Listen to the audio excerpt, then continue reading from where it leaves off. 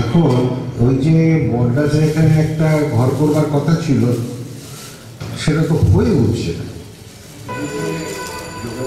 ছোট মূর্তিটা, ওই মূর্তিটাই আগে করা হয়েছিল, কারণ শক্তি ঘোষ যখন ওকে আমরা পেলাম বলতো ও পারে তৈরি করতে, শক্তিটাকে তুমি তৈরি করো,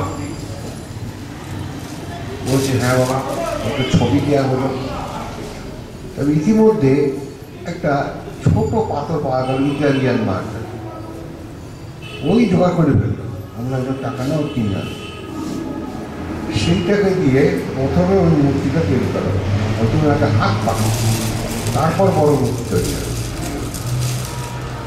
সত্যি তো ক্রিয়াবান ছিল, যারা মরে গেল ঠিক কথায়। তো ওই মূর্তিটা তৈরি করে দেখা গেলো একদম সঠিক আছে, সুন্দর, একদম ছবি টবি তৈরি করে ক্যামেরা দিয়ে তৈরি করে মিলিয়ে টিলিয়ে দেখে নিল, ঠিক আছে। এবার বড় পাথর দেখো, বড় পাথর দিয়ে ওই যেটা বড় মূর্তি করা হবে। এখন ছোটো মূর্তিটা কী করবো? সবাই বলছে বাবা আপনার বাড়িতে, না না ও বড় মূর্তি জল যেতে আমার পরবর্তী গেলে কে দেখবে না দেখবে, ওটা হয় না। যাক, বড় মূর্তি তো প্রতিষ্ঠা বসানো হলো। এবার ছোটো মূর্তিটাকে ওইখানে রাখবার জন্য বেদি টেদি তৈরি করে ওটা তৈরি করা, শিবের জল দেবে। কারণ উনি বলছেন যোগীরাজ আমি মহাদেব, তাহলে ওনার মাথায় জল ঢালা হবে, শিবের মাথায় জল ঢালা হলো। এই হিসেবে ওখানে বসানো হয়েছিল, কিন্তু পাথরটা খুব ভালো পাথর। আর এই যে গঙ্গার জল টল এনে যে ঢেলে দেয়, তারপরে দুধ দিয়ে যে জলগুলোকে ঢালে, এতে করে ওটার মধ্যে একটা চটচটে ভাব এসে যাচ্ছে। আর গঙ্গার জলের মধ্যে তো পলি আছে, পলির মধ্যে লাল হয়ে যায়, চটচটে লাল হয়ে যাচ্ছে। মানে তাকে ওখানে তো সাবান দেওয়া চলবে না, সেই জন্য নানান রকমভাবে গাদা গাদা ওই শ্যাম্পু ঘষে ঘষে ঘষে ওটা পরিষ্কার করতে হয়। প্রতি বছর খুব ঝঞ্ঝট। সেই জন্যই বললাম যে যোগীরাজের মন্দিরের কম্পাউন্ডের মধ্যেই একটা শিবলিঙ্গ বসি। দুলালের সঙ্গে আলোচনা করতে করতে বলে তাহলে বাঙালিগুলো একটা না যায়। আমি বললাম দেখো, যোগীরাজ কাশীর মানুষ ছিলেন, অর্থাৎ কাশীর মতো শিব ওঠাতে হয়। ওই বাঙালি যে এই যে পানি সম্পত্তি আছে শিব, ওটা দরকার। ঠিক আছে, তারপরে বুঝতে বলতে এটাকে এসে গেছে গোষ্ঠী পাথর হয়তো তো বিশাল দামি জিনিস, মালিকের যদি ইচ্ছা সেটাই হবে। এই পর্যন্ত হয়ে এতদূর যখন এগিয়ে গেছে, তখন একটা সমস্যা এসে দাঁড়িয়ে গেছে। ওটাকে আমি একটা জায়গাও ঠিক করে রেখেছিলাম, ওই বট গাছটার পাশে সামনে, ওখানে একটা মন্দির করে দেবো শিবের। সব ওখানে গিয়ে শিবরাত্রি জল, প্রচুর লোক, প্রায় ১-১,৫০০ লোক হয়ে যাবে, জলে নেমে মাথায় দেয়।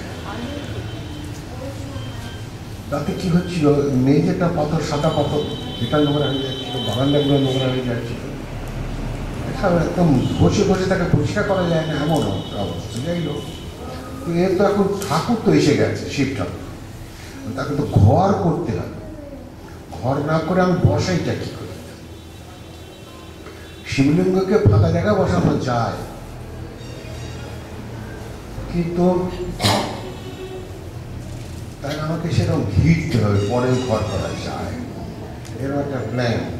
এখন ঘর করতে গেলে যে টাকা দরকার সেটা আমার কাছে নেই, পান্ডে কোথাও টাকা নেই। আর এই ঘরটা তো সেরকমভাবেই করতে হবে না, এরকম প্লেন ছাদ দিয়ে তো করা চলবে না। যাকে দিয়ে তো সুন্দর করে করা যায়, ভবিষ্যতে আমরা তাকে আরও রিমডেলিং করে নতুন কিছু করতে পারি, কিন্তু মন্দিরের আকৃতিটা তো আমাকে ঠিক রাখতে হবে, শিবের মন্দির হিসেবে যেরকম হয় আর। এখন যদি ওখানে একটা বেদি তৈরি করে শিবলিঙ্গ প্রতিষ্ঠা করে আমি যদি ঘিরে দিই, রেলে গিয়ে কুকুর টকুর দিতে, আর যদি ওর উপরেতে পেচ্ছাপ করে দেবে তারাই বসে, আর ওরা তো ওই করার জন্য একদম দাঁড়িয়ে আছে। এখন কি বুদ্ধি করা যায়? না উঁচু জায়গা পেলেই পেচ্ছাপ করে দেবে,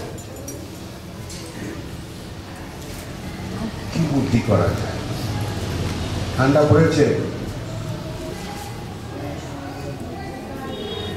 যাই হোক এইসব চলছে। এখন দেখা যায় প্রভুর কি ইচ্ছা, কি করাবেন জানি না। আচ্ছা দেখো, আজ অন্য কথা না বলে ও যারা নতুন এসছে আগে তাদের বলবে কে আছে আপনাদের। আচ্ছা, পুরাণ সময় পড়েছো? পরে পড়ে দেবে, কিন্তু ওর মায়েরা করতে নেই।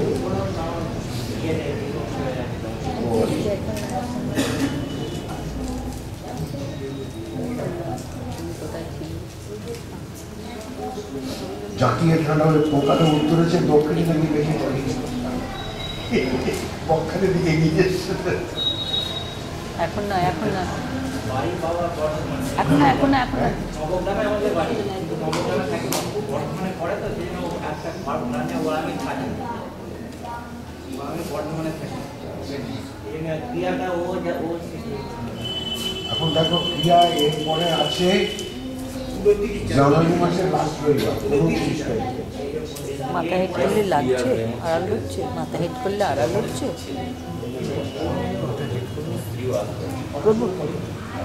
দেখে নিয়ে বলবি না বাবা।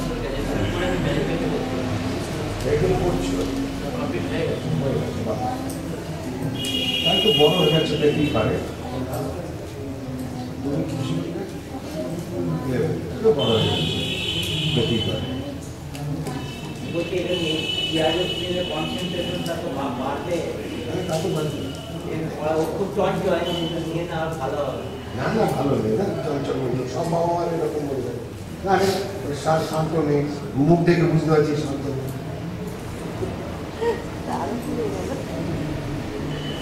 এখন 29 তারিখে হবে, তুমি নতুন। আচ্ছা, বাড়িতে কে কে আছে? স্বামী আছে? কি বলছে বুঝতে পারছি না।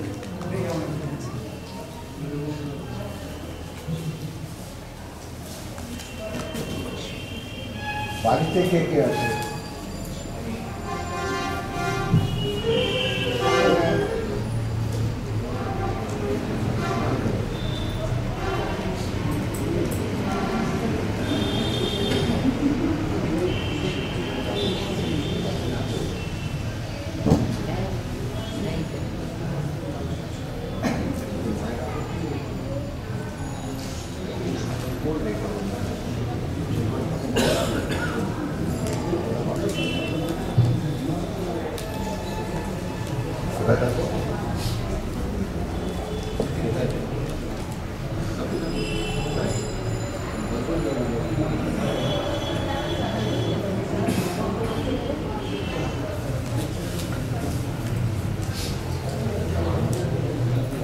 সবাই তো পুরাণ বইটাকে পড়ে নাও, তাহলে একটা প্রাথমিক জ্ঞান হবে। কারণ এই সাধনটা হচ্ছে পুরোপুরি প্রাণের সাধনা, এটা মনে হয়। তোমার ভেতরে যে প্রাণটা আছে, যার কৃপায় আমি বেঁচে আছো, সে ভগবান। প্রাণ আছে, তেমন দুটো চোখ দেখছে, আমি বেঁচে আছি, সব কিছু করছি, ভালো মন্দ বুঝছি, খাবার খাচ্ছি, ঝগড়া করছি, সব কিছু করছি, কিন্তু যার জন্যে করছি তাকে খুঁজে পাচ্ছি না। সে যদি এখন বলে আমি দেহটাকে ছেড়ে দেবো, তাহলে ব্রহ্মা বিষ্ণু মহেশ্বর আটকাতে পারবে না। তার উপরে ছড়ি ঘোরানোর ক্ষমতা কারো নাই, সে হচ্ছে প্রাণ। একটা মানুষ চলে ফিরে বেড়াচ্ছে, হঠাৎ অসুখ করলো, মরে গেল, কি বেরিয়ে গেল তার থেকে, দেখা তো গেল না। কিন্তু কিছু একটা ছিল যার জন্য সে লোকটা বেঁচেছিল, আর মরে গেছে, আর তার কি কোনো অস্তিত্বই নেই। যেমন তাকে পুড়িয়ে দাও, জ্বালিয়ে দাও, তার আগে যদি একটা ইঞ্জেকশন দিতে উঠে বাবরে বাবরে কি মোটা ছুঁচড়ে এইরকম তখন কাটাকুটি করে বাবরে বাবরে মারে করে ফেলতাম। কিন্তু যখন গোটা শরীরটাকে জ্বালিয়ে দিচ্ছে, সে কিন্তু তার প্রতিবাদ করছে না। ভেবে দেখো, তার কিছুই নেই, সব কিছু শেষ হয়ে গেছে। তাহলে এই যে যার অনুপস্থিতিতে সব শেষ, সে ভগবান, তার চেয়ে বড় ভগবান কেউ নেই। সেই প্রাণ তাকে জানবে, তাকে হিন্দু, মুসলমান, খ্রিস্টান, বৌদ্ধ, জৈন কিছু বলা যায়। ও একজন, সবার ভেতরে এক প্রাণ, সর্বাং প্রাণময় জগৎ। তাকে জানো, ছুটে দিল।